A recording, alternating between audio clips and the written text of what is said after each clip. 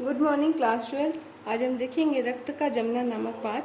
इसका आगे आज हम देखेंगे कि रक्त का जमना किसे कहते हैं। रक्त का जमना बच्चों, दुर्घटना या चोट लगने पर शरीर में रक्त बहता है। जैसे ही नलिकाओं से रक्त का बहना आरंभ होता है, प्राकृतिक रूप से रक्त जब वायु से मिलता है या वायु के संपर्क में आता है तो रक्त ऑक्सीजन के साथ मिलकर जमना शुरू हो जाता है। नलिकाओं के सिरे से बहने वाले रक्त का संपर्क ऑक्सीजन से होता है और रक्त प्राकृतिक रूप से जमना शुरू होता है। बच्चों, रक्त को जमने के लिए रक्त में पाए जाने वाले रक्त विमाणु महत्वपूर्ण भूमिका निभाते हैं। यही रक्त को जमाते हैं और इसका निर्माण अस्थि मज्जा में होता है। तो अगर रक्त नलिकाओं से बह रहा है तो उसका जमना भी ज़रूरी है। अगर रक्त नहीं जम पाएगा तो शरीर से सारा रक्त बाहर निकल जाएगा और बिना रक्त के हम जीवित नहीं रह सकते, क्योंकि रक्त ही है जो हमारे संपूर्ण शरीर को भोज्य पदार्थ और ऑक्सीजन पहुंचाने का कार्य करता है। बच्चों, रक्त की गणना, हमारे शरीर में रक्त की लगभग 4.5 लीटर मात्रा होती है। तो हमें कैसे पता चलता है कि हमारे शरीर में रक्त की कमी हो रही है? इसके लिए बच्चों रक्त की गणना की जाती है। रक्त की कुछ बूंदें स्लाइड पर डाला जाता है और रक्त में पाई जाने वाली कणिकाओं की संख्या को गिना जाता है।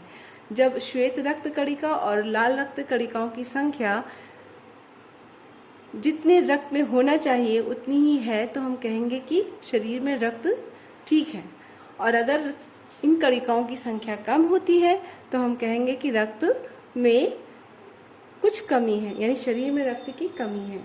तो हीमोग्लोबिन हम लोग चेक करते हैं कि शरीर रक्त में कितनी हीमोग्लोबिन है। उसके आधार पे हम कह सकते हैं कि शरीर में रक्त की मात्रा ठीक है या कम है।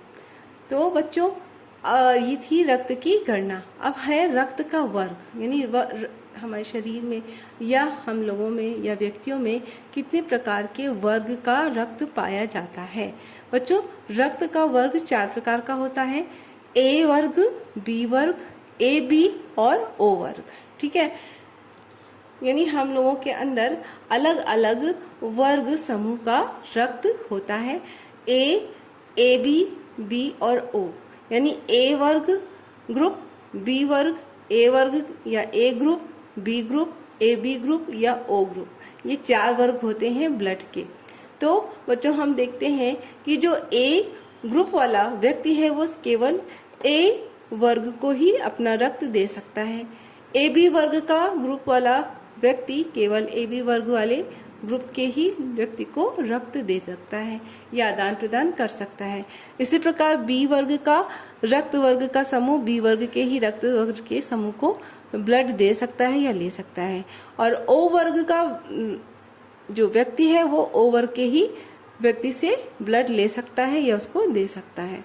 तो देखो बच्चों, ये रक्त वर्ग है और रक्त का ग्रहण करना, यानी कौन किस वर्ग से रक्त ग्रहण कर सकता है और कौन सा वर्ग किस वर्ग को रक्त दे सकता है।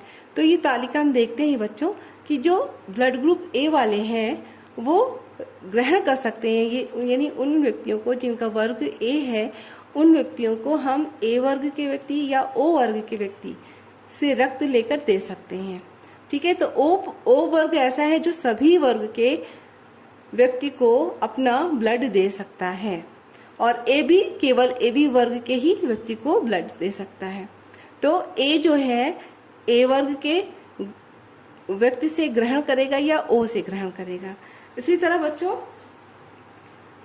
बी वर्ग है तो वो बी या ओ से ग्रहण कर सकता है। ए बी वर्ग का व्यक्ति ए बी या ओ से रक्त ग्रहण कर सकता है, और ओ वर्ग का व्यक्ति केवल ओ वर्ग के ही व्यक्ति से रक्त ग्रहण कर सकता है। अब है रक्तदान देना, यानी अगर ए का वर्ग का व्यक्ति है तो वो ए वर्ग के व्यक्ति को या ए बी वर्ग के व्यक्ति को रक्त दे सकता है। इसी तरह बी वर्ग का है तो वो बी और बी के साथ साथ ए बी को दे सकता है। ए बी केवल ए बी को ही रक्त दे सकता है और ओ ए बी और ए बी और ओ सबको रक्त दे सकता है, यानी ओ को हम यूनिवर्सल डोनर कहते हैं। ठीक है बच्चों, तो ये था रक्त का वर्ग। आज इतना ही करेंगे, नेक्स्ट क्लास में इसके आगे हम चैप्टर में देखेंगे।